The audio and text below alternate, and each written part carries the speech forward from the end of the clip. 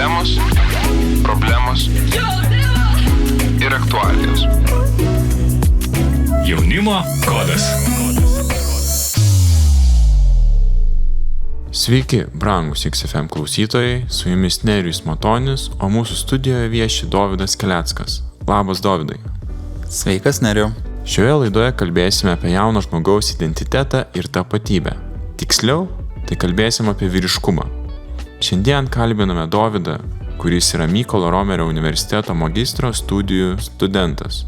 Dovydai, kokia vyriškumo samprata vyrauja pasaulyje? Klausimas yra geras ir aktualus bei įdomus, tad kad jam pasiruošiau, šiek tiek pasiskaičiu apie tai, kaip pasaulyje laikmečiams kintant buvo žiūrima į vyrus ir į vyriškumą. Tai jeigu mes žiūrėtume nuo labai senų laikų, tai vyras būdavo tas toks šeimos aprūpintojas, būdavo tuo pačiu ir karys, žemdirbys, daug laiko praleisdavo kartu su savo kitais vyrais, su ta bendruomenė ir išsivystė tos savybės, kurias mes sutinkam ir kintant laikmečiui, tai yra drąsa, atkaklumas, atsakomybės prisimimas, lyderiavimas, būtent tas šeimos aprūpinimas, tai yra tos savybės, kurios vėlgi yra užfiksuotos, o mes turime ir vaizdingų tokių pavyzdžių, tą vyriškumą kuria ir dabartinė medija, ir tai jau turime nuo pačios filmo pradžios, jeigu mes matytume senesnius filmus ar šiuolaikinius filmus, tai taip pat matome tą vyrą, kuris yra tvirtas, labai drąsus, rizikuoja. Visgi visuomeniai matom, kad vyras yra tas, kuris ir laužo tam tikras taisyklės, kuris gali ir nusikalsti, bent toks formuojamas vaizdinys, tai yra pasaulio suvokime. O kas tada yra tikrasis vyriškumas? Gal galime pasižiūrėti žodyno apibūdinimu ar gal net ir biblinį apibūdinimą? Biblinis apibūdinimas matyt būtų šiek tiek aktualiau mums, kaip krikščionims, pasižiūrėti, ką Šventas raštas mokina apie vyriškumą ir tokio, jeigu žiūrėtume, kad ir pagal eilutes nėra išskirtinai apibrėžta, kad vyriškas koks yra vyras. Ne, Biblija to nemokina, bet Biblija šiek tiek kitaip mokina, tai aprašydama gyvenimus vyrų, kurie buvo vyriški ir kurie buvo sėkmingi pavyzdžiai. Ir tokių pavyzdžių yra kupinas tiek Senasis testamentas, tiek Naujasis testamentas. Senajame testamente, kas tikrai sužiba, tai yra Mozė, Dovydas. Jeigu žiūrėtume į Mozę, mes matome, kad savo gyvenime jisai turėjo daryti sprendimą sekti Dievu, kai buvo pašauktas. Tai pradžioje jisai išsigando, bet vėliau jisai buvo ir tautos lyderis, tautos vedlys, ir kuris sugebėjo vykdyti valią. Tad jeigu žiūrėtume kiek vėliau, turime Dovydą, kuris atrodytų nėra toks vyriškas, kokį mes įsivaizduotume vyrą. Jis buvo raudonskruostis, gražaus veido ir neišsiskyrė jokiom savo savybėm, nes jis buvo stiprus, sportiškas ir netgi matom, kuomet atėjo Samuelis pas jo tėvą Jesę išrinkti naujo karaliaus, net nepagalvojo Jesė, kad jos sūnus Dovydas gali apskritai būti karaliumi. Tai reiškia, kad kažkokios savybėm, tokiom vyriškom ar karališkom jis nepasižymėjo, bet vėliau mes sutinkame, kad jis turėjo širdį, tai buvo vyras pagal Dievo širdį. Tai čia yra tas savybės, kurios atsiskleidžia kiek kitaip. Taip, jos sutampa su pasaulio, tos, kad jis gali būti lyderis, drąsus, bet jeigu mes žiūrėtume toliau, mes matom kitą pavyzdį, kuris turėtų būti mums pats svarbiausias, tai yra Kristus. Ir jeigu mes žiūrime į Kristaus gyvenimą, mes matome, kad nesivaikė jisai nei titulų, nei garbės, jisai pasižymėjo meilę, pasižymėjo rūpesčių ir svarbiausia paklusnumu Dievui. Tad manau, kad žiūrint tiek įvairių tų vyrų gyvenimą, šventajame rašte mes vis tiek matytume, kad išlieka tas sugebėjimas būti drąsiu, sugebėjimas būti stipriu, bet tuo pačiu mylinčiu, nusileidžiančiu, susivaldančiu, ramiu, ko mes jau nebesutinkame visuomenėje, kadangi tos savybės gali būti net laikomos silpnybėmis, o ne stiprybėmis ir tinkamomis savybėmis. Šioje vietoje stabtelkime ir padarykime trumpą muzikinę pauzę. Radio stotis XFM. Tikėjimo dilemos, problemos ir aktualijos. Jaunimo kodas. Šiandien studijoje Nerijus Matonis ir kalbiname Dovydą, su kuriuo kalbame apie jauno žmogaus identitetą ir tapatybę, tiksliau apie vyriškumą. Praeitoje dalyje kalbėjom šiek tiek apie vyriškumo sampratą vyraujančią pasaulyje ir palėtėm biblinį apibūdinimą ir norėčiau dar perskaityti apibūdinimą, kurį radau internete, apie kaip apibūdina terminų žodynas, žodį vyriškas. Ir tai sąvoka vyriškas gali reikšti įvairius dalykus, tačiau dažniausiai vartojama apibūdinti žmogų, kuris laikomas drąsiu, stipriu ir pasitikinčiu savimi. Taip pat gali apibūdinti žmogų, kuris yra vyriškos išvaizdos ar elgesio. Dovydai, ar užtenka tokio apibūdinimo? Ką manai? Deja, apibūdinimo vien neužtenka, kadangi jaunam vyrukui reikia ne tik tais žodžių, jam reikia ir kažkokių pavyzdžių. Šiuo metu mes visuomenėje turime iškylančių pavyzdžių, kurie gali būti geri arba blogi. Ir vienas iš tokių pavyzdžių, kurį aš gal norėčiau paminėti, tai apie kurį pats neseniai sužinau, yra Andrew Tate. Nežinau, kaip jį vardinti, ar tai verslininkas, ar populiari asmenybė, nuomonės formuotojas, tačiau reikia pabrėžti, kad tai yra žmogus, kuris dalinasi tą toksišku vyriškumu. Reikia suprasti, kad vyriškumas, jeigu jis yra plėtojamas, kultivuojamas, tos savybės kaip drąsa, stiprumas, veržlumas, atsakomybė, jeigu jos yra naudojamos netinkamai, jos gali padaryti daug žalos aplinkai. Ir ypač svarbu šeimose, kad nepadaryti žalos savo vaikams, savo žmonai, savo tėvams, aplinkai, nebūti tokiu vyru, kuris nors ir turi tų gerų, stiprių vertybių, tačiau jas panaudoja labai kažkaip netinkamai, žalojančiai, ir vyriškumas gali būti net ir panaudojamas netinkamai taip, kad vyras supranta, kad savo savybėmis gali patraukti merginų dėmesį ir patraukia ne savo žmonos, o kitų moterų dėmesį, ir tai jau veda link nuodėmės. Tai yra šitas svarbus aspektas, apie ką reikia pagalvoti. Kitas dalykas yra Jordan Peterson, psichoanalitikas, tai kontroversiška asmenybė, bet pats esu skaitęs ir 2 jo knygas, klausęs tinklalaidžių, galiu pasakyti, kad yra tikrai dalykų, kurių gali ir krikščionis jaunas vyrukas, jaunuolis pasimokyti, pradedant nuo to, kad reikia pasikloti lovą. Kitas dalykas apie tą atsakomybės prisimimą, kad reikia, jeigu dirbi darbą, dirbti jį kaip gali geriausiai ir negalvoti, kad manęs kažkas nemato, negirdi, nežino ir todėl man nereikia stengtis. Stengtis reikia, nes įdėtas sunkus darbas atsiperka vėliau. Ir kai kalba apie tai šiuolaikinis psichoanalitikas, tai ne tik mums turėtų suskambėti tuo, kad tai kažkokia nauja žinia, bet jisai plėtoja mintis, kurios tuo pačiu užrašytos ir šventam rašte. Mes taip pat matom pamokymus patarlėse apie tai, kad žiūrėk, kaip dirba skruzdė, kaip jinai stengiasi, ir tai galima šitus pamokymus atrasti ir nekrikščionių mąstytojų, dėstytojų žodžiuose, ir tai neprieštarauja šventam raštui mokytis ir iš kitų šaltinių, kurie plačiau paaiškina, pavyzdžiui, tą vyriškumo savoką, kas yra aktualu.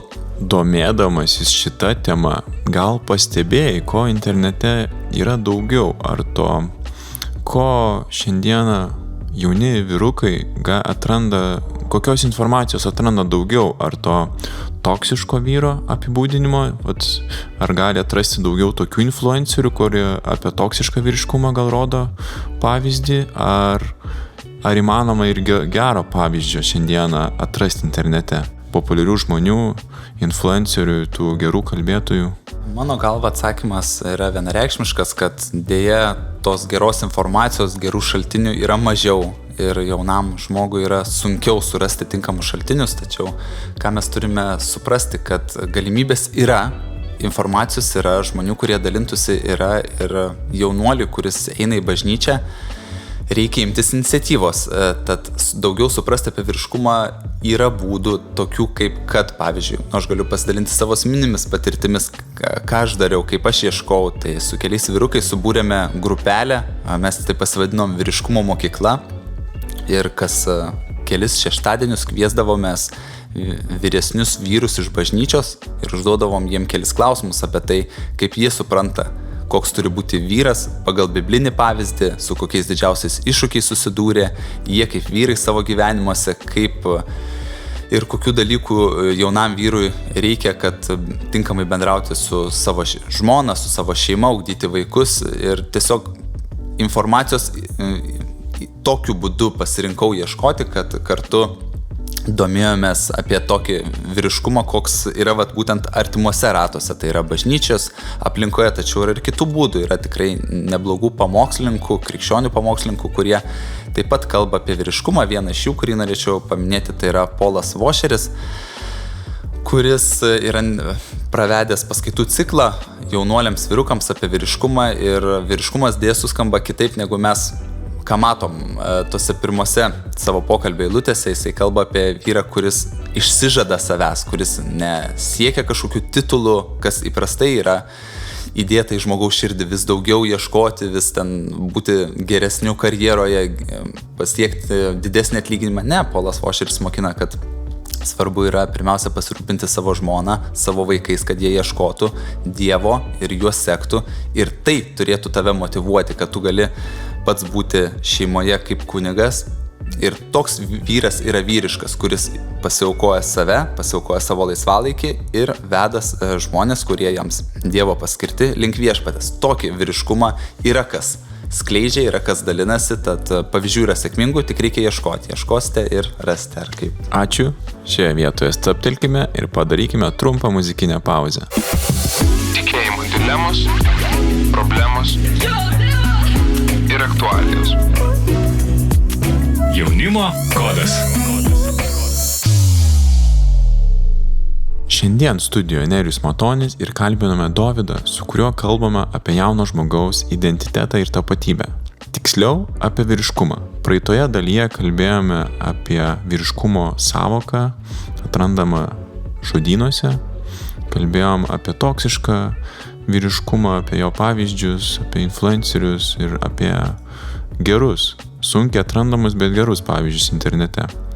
Ir Dovydai, kaip su vyriškumo tapatybės krize asmeniškai esi susidūręs pats?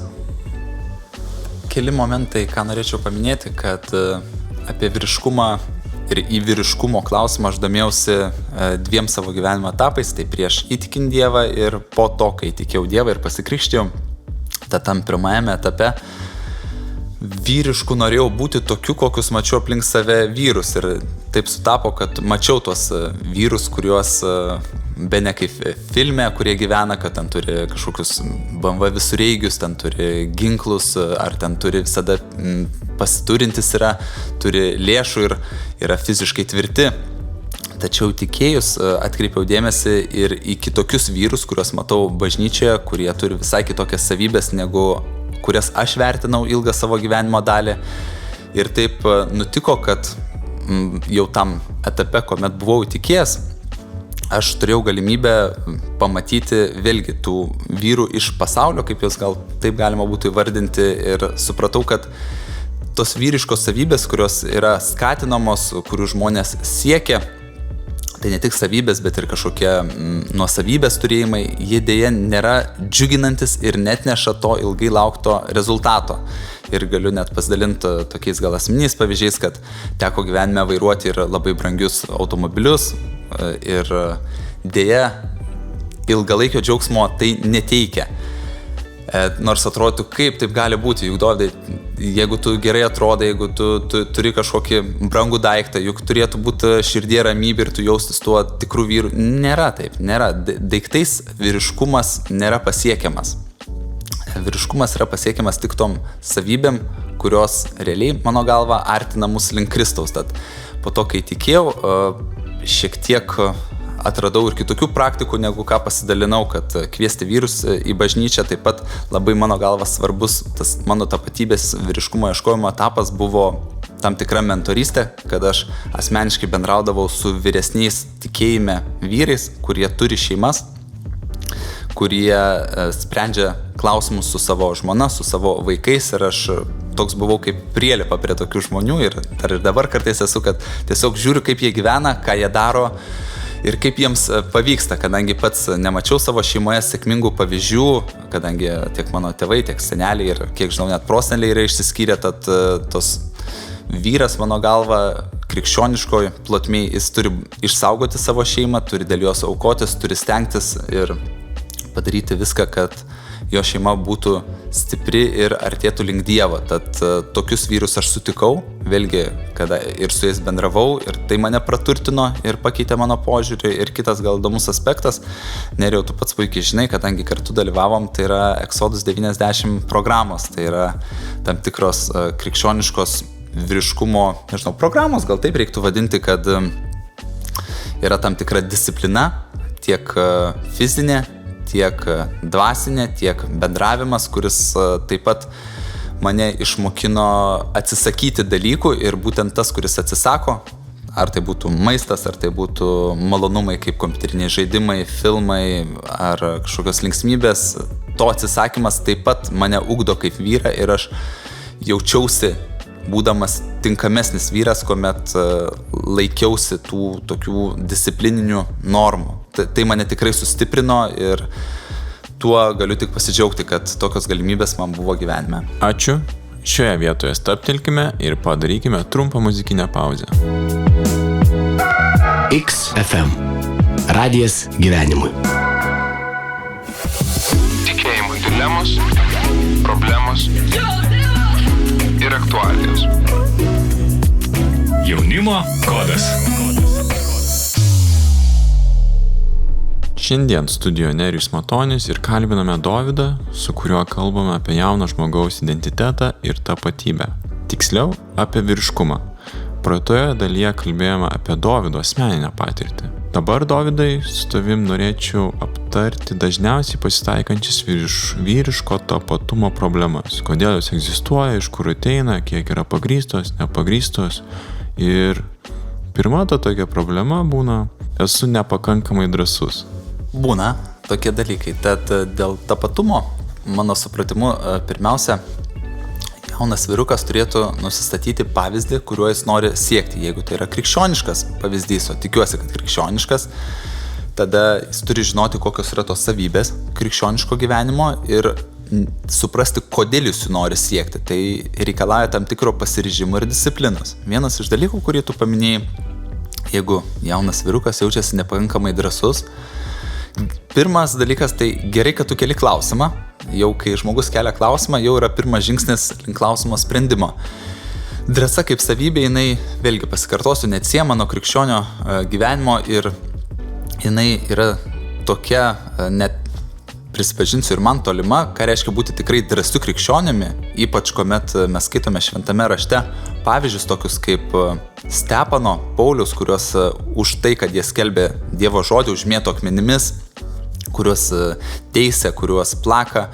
Tai yra vyrai, kurie išdrįso skelbti Dievo žodį, nepriklausomai nuo to, ką su jais padarys. Tai čia yra ta tikroji drąsa, nes drąsos gali būti, pagalvojus, kelios rūšis. Tai galėtų būti drąsus, jeigu tu ten nori prieš draugus pasivaržyti, pažiūrėk, koks aš drąsus, ten galiu visą spidometrą pasiekti automobilyje, bet kodėl tu tai darai? Svarbiausia, kodėl tu nori būti drąsus ir kur tu nori būti drąsus. Ar tu nori būti pasaulio akise drąsus, ar Dievo akise drąsus dėl teisingų dalykų. Tad jeigu jaunas vyrukas nori būti drąsus dėl teisingų dalykų, tai mano suvokimu jisai ir turi pirmiausia malda, asmeniškai prašyti Dievo, kad jį vestų link to drąsos, bet suprasti, kad jeigu tu nori būti drąsus, dėja, tau reiks pereiti tam tikrus išbandymus, kadangi tu drąsiu tapsi tik tada, kai tu įveiksi tam tikras baimės, kurias turi. Jeigu mes taip iš širdies sustotume akimirką ir pagalvotume, ko mes galim bijoti, jeigu mes turime mūsų viešpatį Dievą, Tėvą, kuris mus saugo, globoja ir kuris yra davęs pažadus, kad mumis pasirūpins ir kad jis yra pasakęs, kad kiekvienas mūsų plaukas ant galvos suskaičiuotas, tai kas realiai mus šiame pasaulyje, jeigu mes siekiame Dievo valios, kas mus gali įveikti? Mes esame laimėtojų pusiai, su Dievu tu esi laimėtojų pusiai ir jeigu tavo drąsa reikalinga tam, kad tu skelbtum Evangeliją arba priimtum tikrai sprendimus, kurie reikalauja drąsos, kaip kad pavyzdžiui pasipiršti, vesti moterį, sukurti šeimą, tai reikia labai daug drąsos tokiam dalykui. Bet tai yra teisingi tikslai, Tad tikrai Viešpats aprūpins tą drąsą, suteiks jėgų. Ir kad tų jėgų reikės, tai mes matom vėlgi, jeigu grįžtume prie Seno testamento, yra Jozuės knyga, kur aš bijau sumeluoti. Tikrai atsimenu, kad pirmam skyriui ten 2 ar 3 kartus jau sako, tik būk stiprus ir drąsus, būk stiprus ir drąsus. Dėl ko sako? Reiškia, kad tau prireiks ir tos drąsos, ir stiprumo. Bet tai yra gyvenimo kelionė, nes mes ir gyvename tam, kad taptume tais vyrais. Aš tikiu, kad vyrais negimstama, o tampama, kaip tai būtų banalu ar nuvalkiota, bet ir apaštalas Paulius rašo, kai buvau vaikas, mačiau kai vaikas, kai suaugau, palikau tai kas vaikiška ir, kaip aš, jeigu ne žodin, bet tiesiog jau tampu vyru. Tai ir mes turime, kol buvome vaikai, galėjom kažkokių dalykų vengti, atsisakyti, daryti, nedaryti, nes vaikų gal ir nepritinka daryti, bet mes jeigu užaugom, mes iš to jaunuolio norime tapti suaugusiais vyrais, mes turime prisimti ne tik vyro išvaizdą, bet ir vyro atsakomybės. Ir drąsūs sprendimai reikalauja to, kad jie nėra drąsūs tik vieną akimirką, kad pasipiršiu ir viskas. Ne, tu prisimsi atsakomybę vesti moterį ir visą gyvenimą kartu su jie gyventi. Aš ten vieną kartą išdrįsiu evangelizuoti. Ne, tai ir tau ir antrą kartą reiks drąsos, ir trečią, ir ketvirtą, bet Viešpats aprūpina. Jisai tikrai nepalieka savo vaikų be priežiūros. Ačiū. Šioje vietoje stabtelkime ir padarykime trumpą muzikinę pauzę. XFM. Radijas gyvenimui. Tikėjimo dilemos, problemos ir aktualijos. Jaunimo kodas. Šiandien studijoje Nerijus Matonis ir kalbiname Dovydą, su kuriuo kalbama apie jauno žmogaus identitetą ir tapatybę. Tiksliau, apie vyriškumą. Ir praeitoje dalyje kalbėjom apie dažniausiai pasitaikančias vyriškumo tapatumo problemas. Tai kalbėjom apie nepakankamą drąsą. Dabar galim aptarti teiginį, esu nepakankamai išvaizdus ar sportiškas. Būna, pasitaiko, tačiau ką tai reiškia? Jeigu žmogus jaučiasi nepakankamai išvaizdžiu ar sportišku, čia 2 skirtingi dalykai, bet juos abudu spręs galima vienu būdu, reikia paklausti, o kas tau pasakė, ką reiškia būti sportišku ir išvaizdžiu? Kur yra tavo standartas? Ar mes lygiuojamės į šio pasaulio kultūristus? Šventas raštas mokina, kad sako, kūno lavinimas nedaug naudos duoda, bet pamaldumas yra naudingas. Tačiau, kai buvo užrašytos šitos eilutės prieš 2000 metų, nebuvo to, kas yra dabar. Tai jeigu mes žiūrėtume tą sportiškumo klausimą paliesti, kad gyvename laikmetyje, kuomet labai daug laiko sėdime, 8 valandas, 10, 12 per dieną. Tai sėdėjimas toks yra žmogui netgi nenatūralus, kadangi žmogus taip, jeigu žiūrint istoriškai, tai jis arba eidavo, arba gulėdavo, atsirado stovėti ir sėdėti, tai industrializacijos pasiekmes, mūsų kūnai, taip, jie yra sukurti judėti ir jeigu mes ilgą laiką nesportuosime, kaip pavyzdys, ar nejudėsime, mums pradės kažką skaudėti, gali ir nugaros būti skausmai, kūno skausmai, bet kodėl tu nori sportuoti, kaip aš ir grįžtu prie to, jeigu tu sportuoji tam, kad tu geriau jaustumės, kad kūnas būtų sveikas, viskas su tuo gerai, bet jeigu tu nori būti sportiškas dėl savęs, kad pats į veidrodį pasižiūrėt, koks aš gražus, koks aš fainas, tai nereikia to, nereikia. Dievas nesirenka žmogaus pagal jo išvaizdą, vėlgi grįšiu prie to ir mes matom, kad mūsų pavyzdys, Jėzus Kristus, jis irgi nebuvo jau kažkoks sportiškas ar išsiskyrė iš kitų, todėlgi Judas ir atėjo į sodą jį pabučiuoti, nes kitaip jo nebūtų pavykę atskirti nuo vienas iš tų dalykų, reiškia, jis visiškai neišsiskyrė. Vyriškumas nėra susijęs su raumenų mase, nereikia to apsigauti, bet lygiai taip pat kartais reikia fizinio aktyvumo žmogui tam, kad jisai būtų sveikas, kadangi kūną reikia prižiūrėti. Dėl išvaizdumo, ką aš suvokiau savo gyvenime ir kuo vadovaujasi, tai kad yra dalykų, kurių mes nepasirenkam, o dėl kurių žmonės kompleksuoja. Pavyzdžiui, aš ten vyrukas sako, aš esu mažo ūgio. Ir su manim nedraugaus kažkokios merginos, ar aš kažko nepasieksiu. Bet kaip tu gali nerimauti dėl to, ko negali pakeisti? Ar tavo rūpestis, ką tau pridės kažkokio ūgio, ar ten, kad nosies forma negraži? Kokią gavai, su tokia ir gyveni. Kokių ūgį turi, tokį turi. Atsimink, kad vyriškumas ir tavo gyvenimo tikslai nėra susijęs su tuo, kaip tu atrodai. Nereikia kompleksuoti dėl savo išvaizdos, jeigu tu negali jos pakeisti. Labai atrodo paprasta, bet iki to reikia šiek tiek pribręsti. Tad aš per šitą esu dalyką praėjęs. Man atrodė kažkurios mano irgi kūno ten vietos nosis negraži. Ką aš dabar su ją galiu daryti? Turiu kokią turiu, tai su ją susigyveni ir supranti, kad tai yra tik laikinas kūnas. Tai jeigu aš esu amžinas kūrinys viešpatyje ir aš suprantu, kad šitas kūnas gali būti ne tik negražus, jis gali būti ir ligotas, jis gali būti ir silpnas. Yra žmonių, kurie neturi kažkokios galūnės, tai jie nuo to netampa prastesni. Mano vertė ir identitetas yra Kristuje. Jeigu aš tą mintimį gyvensiu, su tą mintimį kelsiuosi ir eisiu miegoti, kad viešpats mane tokį sukūrė, reiškia, man to pakanka. Aš to džiaugiuosi ir aš jam dėkoju. Taip žiūrėti reikia ir žmogus turėtų atsikratyti būtent dėl išvaizdos ir sportiškumo savo kompleksus. Kitas teiginys – neturiu gerą darbą ar pinigų, nepasiekiau karjeros aukštumų.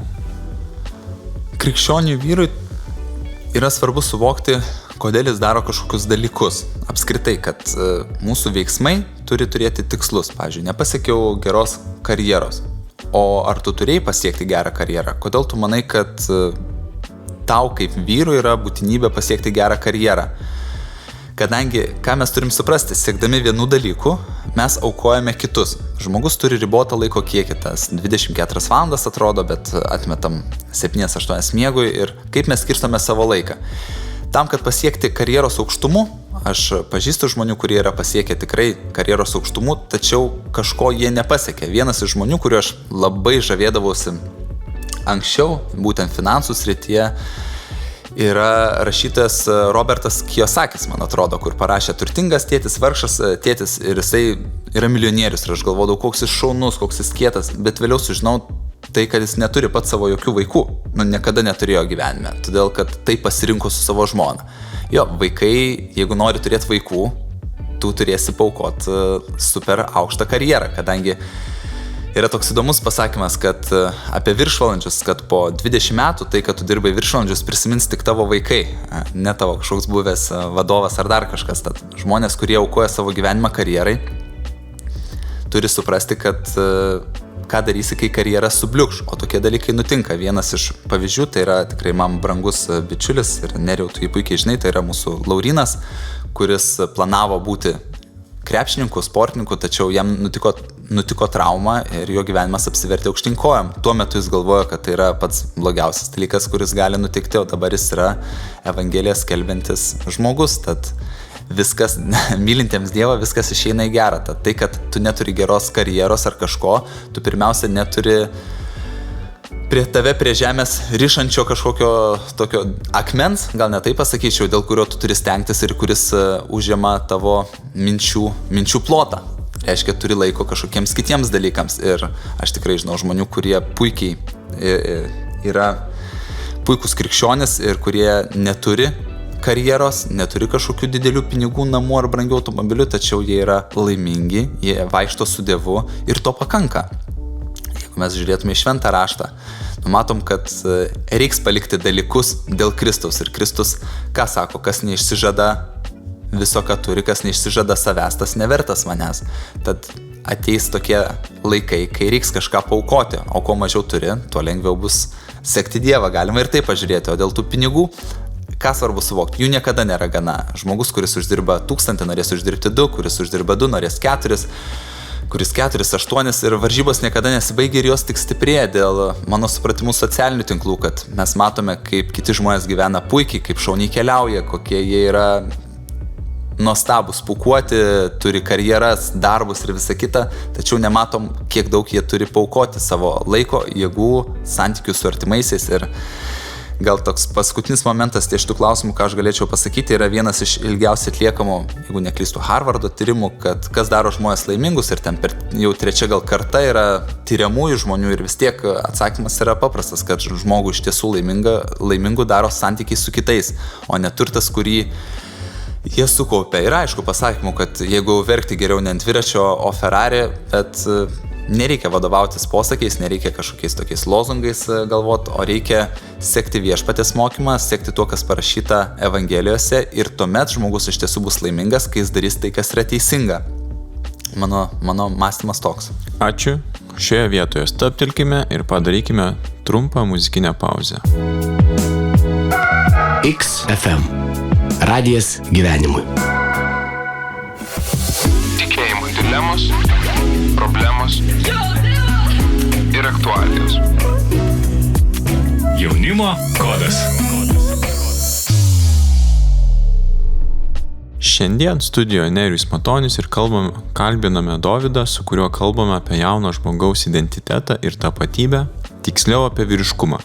Ir praeitoje dalyje šiek tiek aptariam dažniausiai pasitaikančius vyriško tapatumo problemas, tai kalbėjom apie išvaizdą, sportiškumą, to nepakankamumą kažkokį tais ir ar kai jaunuolis ar vyras gali sakyti, kad neturiu gero darbo, pinigų ir nepasiekiau karjeros aukštumų.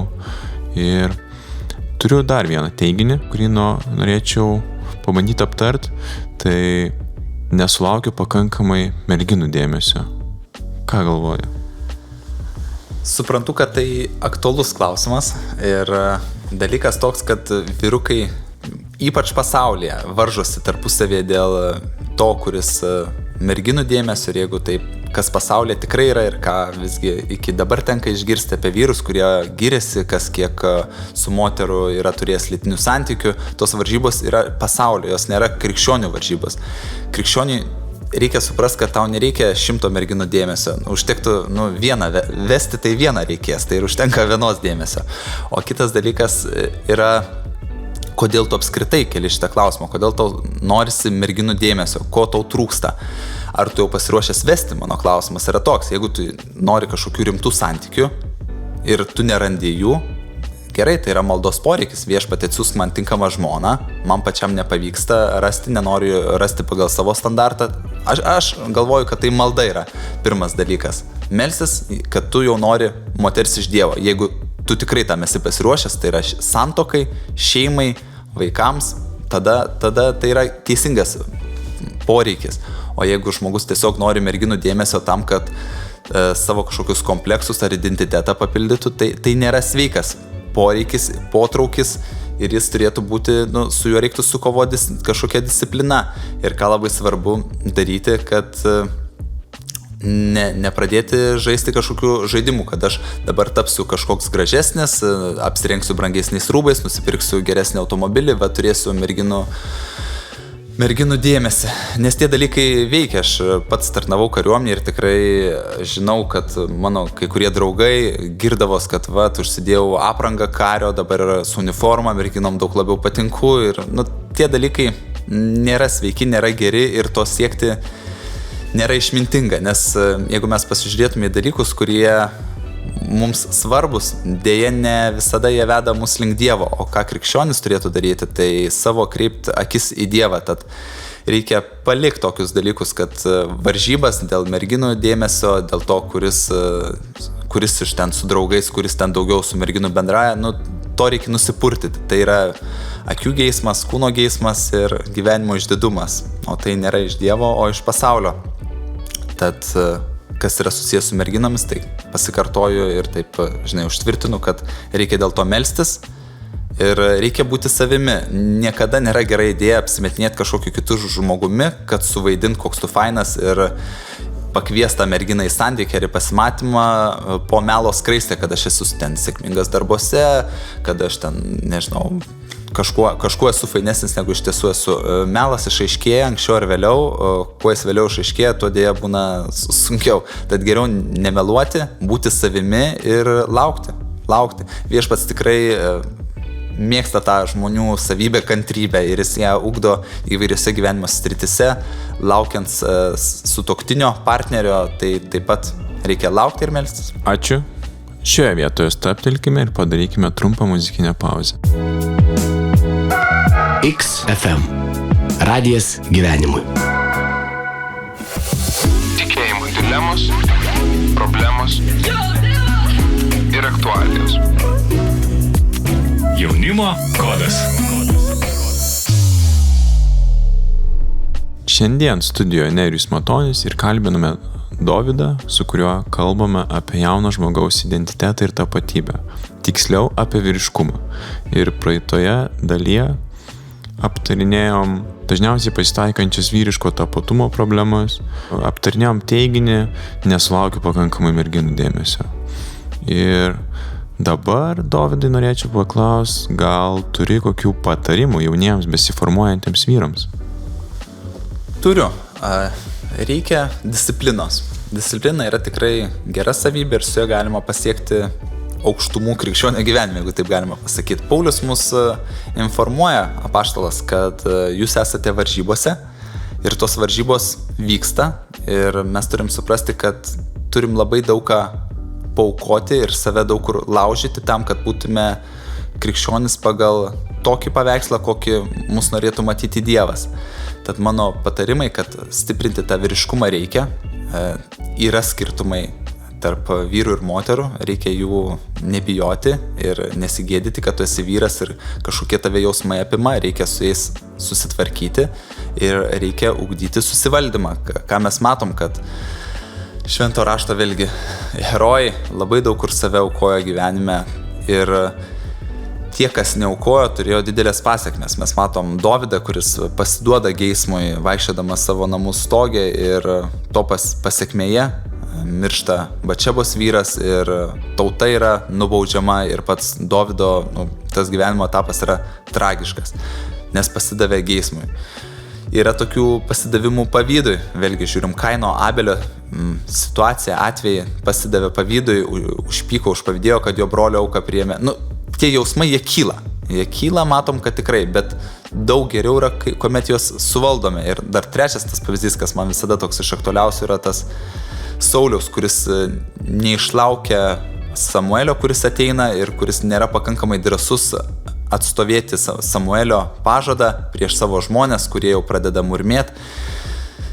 Šventą raštą reikia skaityti ir iš jo semtis to vyriškumo pavyzdžių, matyti, kaip Kristus susivaldo, meldžiasi, kaip bendrauja, koks yra nuolankus, kaip atsukti kitą skruostą, nors tai pasaulis sakytų, ne, tai tu kaip tik esi silpnas, kvailas, ištižęs. Ne, nereikia klausyti, ką kalba pasaulis. Jeigu mes esam pasišventę gyventi Kristui ir siekim to Kristų vyro pagal Dievo standartą pavyzdžio ir pasikartosiu pats tas disciplinas, kurias dariau, tai yra sukurti kartu bendruomenėje su kitais jaunuoliais kažkokią vyriškumo mokyklą ir bendrauti su vyresniais vyrais arba tiesiogiai bendrauti su vyresniais krikščionimis vyrais, tokiai, kurie galėtų būti jūsų mentoriai. Ir trečias momentas yra Exodus programa, kuri tikrai man padėjo laužyti save tam, kad tapčiau geresnių krikščionimi dėl kitų ir skaityti knygas. Ką vyras turi suprasti, kad yra knygos, kurias reikia skaityti ir kurios ugdo tą vyriškumą, pavyzdžiui. Neatsiminsiu autorius, bet Cry Like a Man yra tokia knyga, kad verk kaip verkia vyrai ir tikrai yra normalu turėti tam tikrus jausmus, kaip pereiti iššūkius. Apie tai parašytos knygos, jas reikia skaityti ir taip pat, ką bet kuriam jaunam vyrui rekomenduoju paskaityti, man atrodo, Timothy Keller knyga Santuokos prasmė.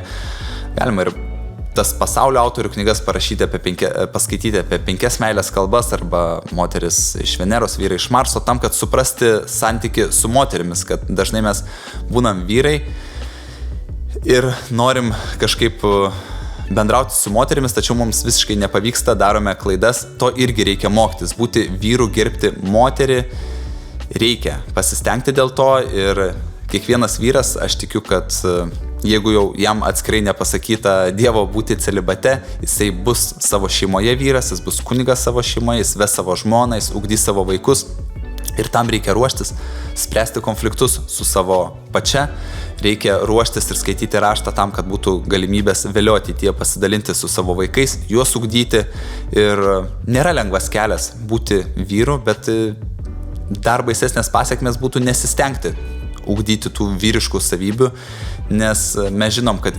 įrankis yra ir turi būti naudojamas, kaip mes skaitom apie indus, indaujoje šventam rašte, kad yra moliniai indai, mediniai indai ir įsivaizduokim, kas būtų, jeigu indas sakytų, ne, aš nenoriu būti indo, aš noriu būti šakutė, kad tu su manim valgytum. Kažkaip kvailai skambėtų. Jeigu tu esi vyras, tu turi siekti vyriškų savybių ir tu turi būti stiprus tame, kur tave pašaukė Viešpats.